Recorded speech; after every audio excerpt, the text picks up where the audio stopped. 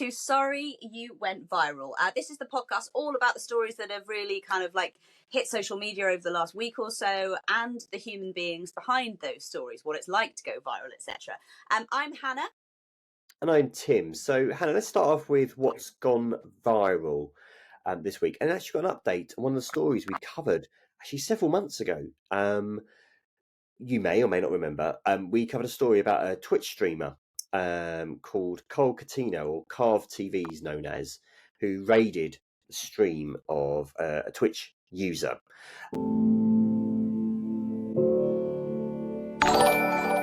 What's up, man?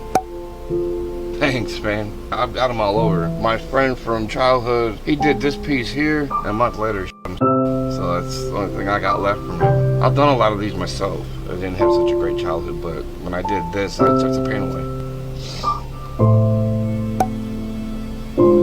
I'm sorry, it's just a touchy subject. The whole thing with him is, he saved me, and I couldn't save him.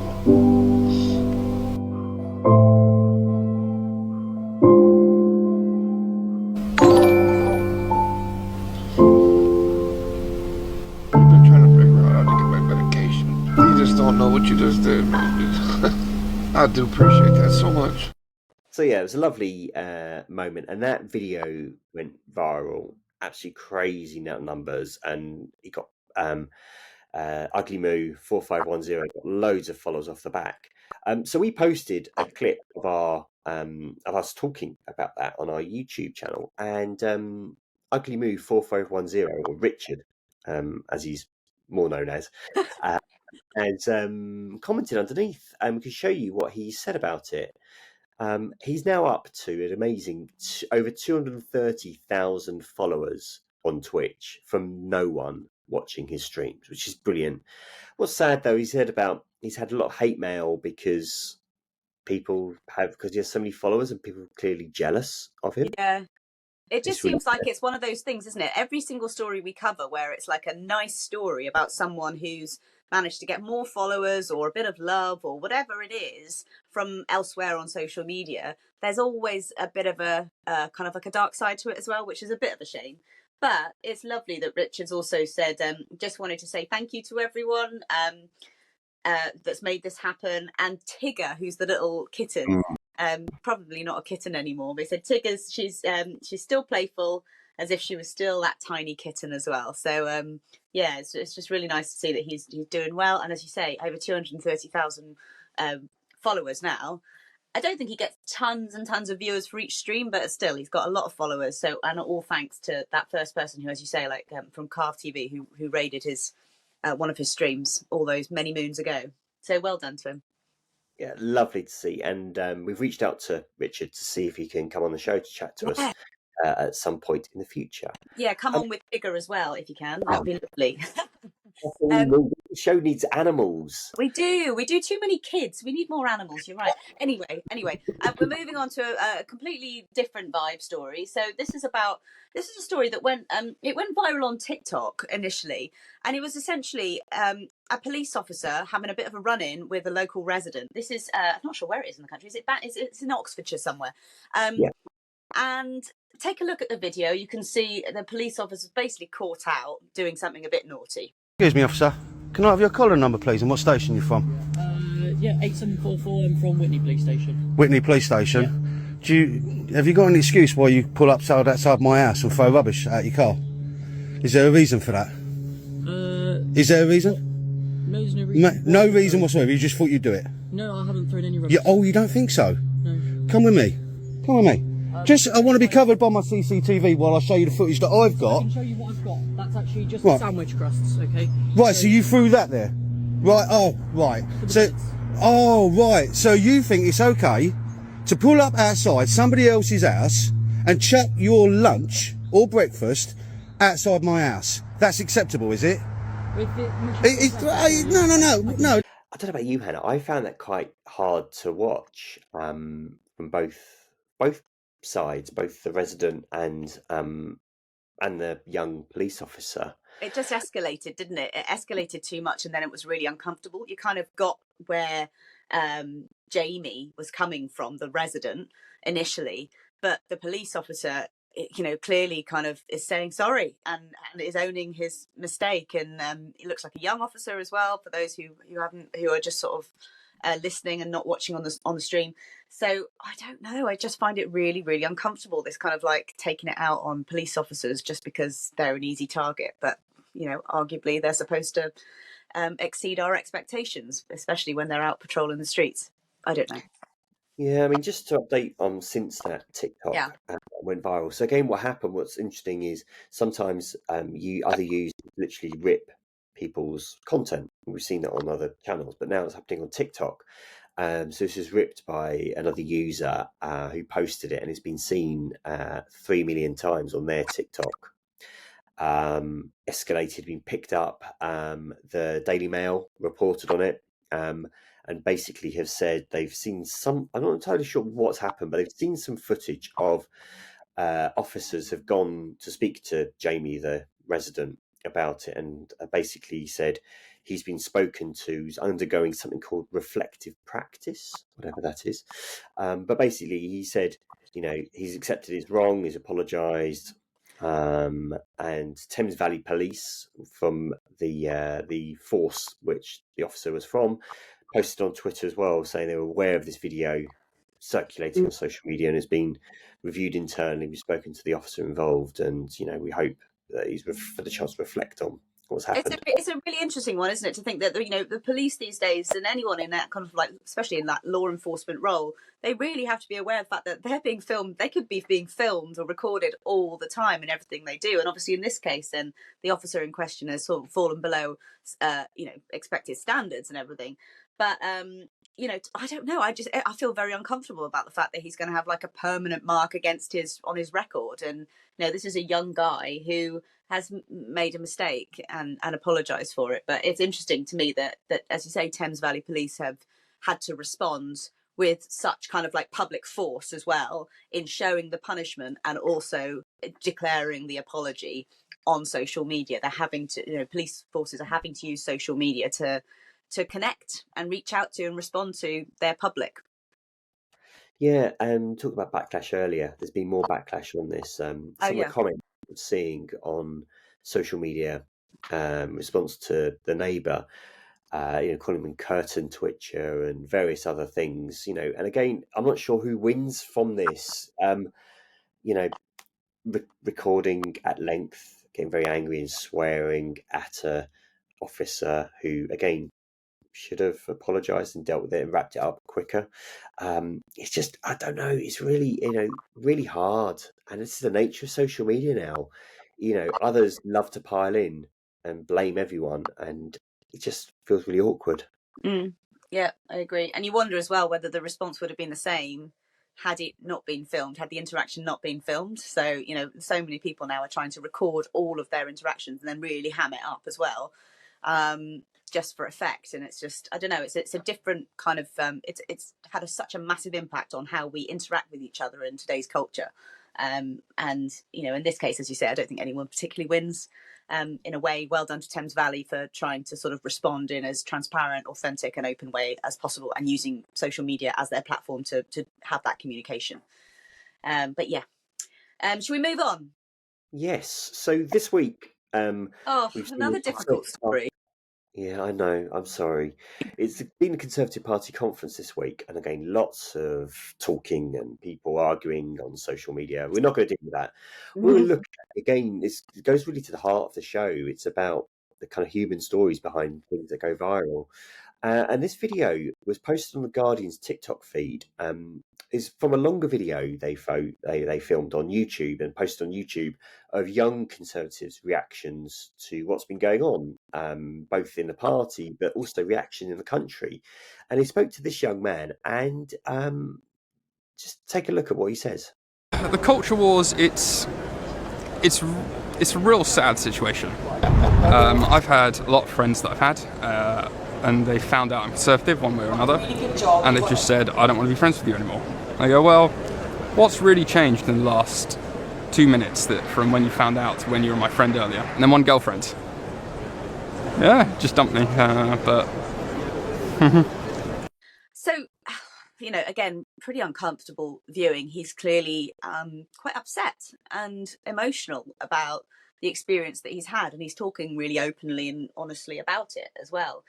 He's had, as you mentioned before, quite a lot of backlash to this, like a lot of nasty jibes. It was posted on the Guardian's TikTok as well, and this is not to say that the Guardian are responsible for the nasty jibes that this young man has received. We don't know who the guy is, by the way, but it's just uncomfortable that it's sort of this sort of tribalism at play when you've got the Guardian left-wing publication, and this is at the Tory party conference, so this guy is kind of like right of centre, or if you like. So I don't know. It just goes to show that there's very binary nature, I think, of like left or right or wrong and all this sort of stuff in our politics, and again in our culture at the moment. And this is just a young guy who's just exploring his political values, his political beliefs, and he shouldn't be attacked, of course, or dumped for that matter, just on the basis of his political beliefs.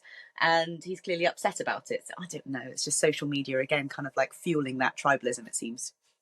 Yeah, I mean, I think, defending the Guardian, they did it very kind of straight, and they're reporting what he said. Yeah. It's just the comments, just again, whatever party, and both sides would be guilty of this, but just unnecessary jibes at the guy. And he opened up really honestly and candidly. And it just feels again one of these quite awkward things to watch. But as you said, it's just this social media love to pile in on someone's misery and unfortunateness, but then combining it with their views on things. And it is, we've seen this week how policies and talk about culture can be really inflammatory as well. So it's not like it's hard. It's just really hard to watch, and it's just Really, who's wrong or right in the situation. more than half a million views as well on the Guardian TikTok for that. So I don't know. We wish him well. And Labour Party conference is coming up. It will be interesting to see what the Telegraph come up with there. See if they get similar young Labour supporters who are perhaps feeling some kind of a backlash as well, being dumped because of their political beliefs. I don't know if it works both ways. We will find out and follow up on this podcast, no doubt about it. I want to apologise everyone for my washing machine, which sounds like a rocket that's about to take off. It's only going to get worse. I'm going to just point it out now. But we've got a lighter story at least to come on to now. So this is like we've all been to a Wetherspoons pub, maybe, especially if you're in the UK. And one parent had posted, this is on X or Twitter or whatever we could have to call it now. This is a guy called Johnny in North Wales who said, just been to Shotton Wetherspoons for a breakfast, half the pub on the ale at 10 a.m. My little girl wanted some ice cream. Sorry, mate, we aren't allowed to serve ice cream until 11:30 a.m. I mean, it's hilarious, isn't it? Because it's just like you can have a beer at 10, but you can't have ice cream until 11:30. Sounds about right. I remember going to Wetherspoons when I was very much underage and drinking, and just thinking like this was just like an ice cream store. It's like a candy store. It's absolutely wonderful. And so they still clearly haven't quite got their policies right when it comes to what's legal and what's right and what's appropriate for different ages. It's strange. You get an all-day breakfast any time of the day, but you can't get ice cream. Yeah, it's tricky. It's one of these, obviously, the strange rules they have. Johnny did reply to a user saying, "God, 11:30 for ice cream," and he replied saying, "Never too early for ice cream." Yeah, suddenly it's just like people questioning his parenting. It's just like, first of all, he's saying like, how ridiculous is this? But then it's just like, oh, hang on a minute, no, I'm still a good dad just because I let her have ice cream at before lunch or something. If I did that, gave that to my daughter at 11:30, my partner would kill me. So you get the sugar high and then the crash probably just when you kind of like hand her back over for someone else. No, I've been there, maybe done that myself, but anyway. Kind of strange one here. You better lead into this one. Yeah, this is really again a hard one. TikTok and YouTube creator called Robert Tolpe posted a video, and this popped up on my For You page this week, and it really wasn't what I was expecting. Let's take a look. Okay. My whole family was in a car crash last Friday, and my mom didn't survive. But you know what did survive? And you gotta laugh at the dumb stuff. My sister's Surface Laptop Studio. It is shaped like a Pringle. And look, everything works. What? Yeah, so as I said, you weren't expecting it to go that way. This has been seen 14 million times on Robert's TikTok alone. Some people making a bit light of it, some users saying, "Gonna buy a Surface Laptop Studio, great review, convinced me." He was asked in the comments on TikTok, how you doing? And he says, doing as well as I can be given circumstances. But then on Twitter, an account posted saying something like, "This is typical of the with the video, Robert's video, saying this is typical of the TikTok generation." And he quote tweeted it and said, "My mum passed away, and you're implying I'm a sociopath just because I managed not to fall apart on an 18-second TikTok. That you'd use this video of an autistic man processing grief differently to slander an entire generation speaks to your own lack of compassion and empathy." Which is amazingly kind of like, articulate, eloquent as well, especially at such a difficult time. And he makes a really good point. Everyone processes grief differently. And he's also pointing out that he's autistic, so he's going to be processing his grief, as personal as it is, in a different way to say the next person would be, or you and I would. It is strange. It's an odd watch, as you say. You were surprised by it. It's the oddest kind of laptop review you would ever see. But I don't. But yeah, he's had this kind of this backlash to it as well. And I just think that we always have to remember that with social media, you don't get to see the whole picture, and there needs to be a bit more empathy kind of built into what's like how people are processing things on a subjective level and not just looking at things objectively. And by all accounts, his mother was a wonderful mum, a wonderful woman. I think there was an obituary that was posted online for her, when Robin, and just saying, she ensured that the family went on multiple mini adventures, a firm believer that experiences are better than things. She enjoyed camping, sewing, knitting, entertaining. This is a young guy who, I think you said he's pretty got quite a big following already on his socials anyway. So this wasn't his first foray into it. And yeah, processing his very, very recent grief in a very public way, and in a way that might be considered odd to others, but we're all different. So I hope he does. I think he's responded really well. Yeah. So we've got to that part of the show when we talk about what it's like to go viral. And like pretty much everyone else in the world, we've been talking a lot recently about Taylor Swift. She's obviously had her incredibly successful Eras tour.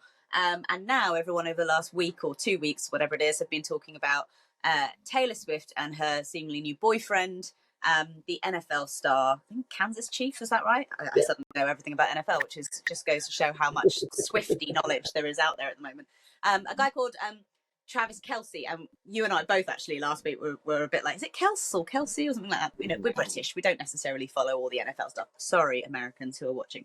Anyway, Taylor Swift and the Swifties, obviously, she has a huge fan base. They follow and monitor and her every single move. And there's one fan page, and it's called the Taylor Swift Eras Tour, and tweeted a picture of Taylor at an NFL game watching Travis play.